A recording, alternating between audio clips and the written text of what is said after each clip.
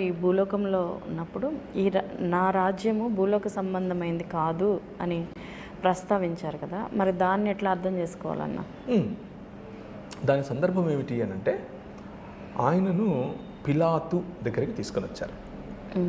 పిలాతు అప్పటికే ఈ ప్రపంచాన్ని ఏలేటటువంటి గ్రెకో రోమన్ ఎంపైర్,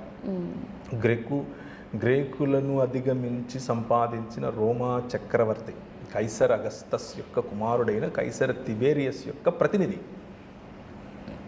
కైసర్ అగస్తస్ ఇప్పుడు దేవుడయ్యాడు, కైసర్ తిబేరియస్ ఇప్పుడు దేవుని కుమారుడయ్యాడు.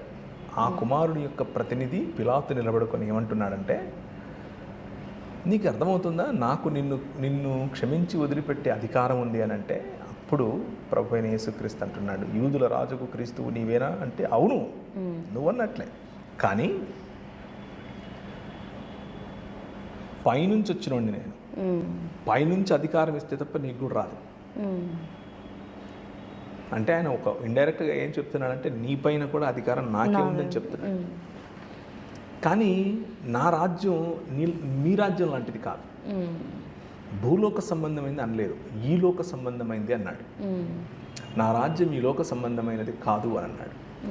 ఈ లోకం అన్న మాటకు అర్థం ఏమిటి అని అంటే, దేవుని భావజాలం కాకుండా అంధకార సంబంధమైన దురాత్మ సమూహముల యొక్క ప్రభావము చేత నడిపించబడే స్వరాజ్యములన్నీ ఈ లోక సంబంధమైన రాజ్యమే.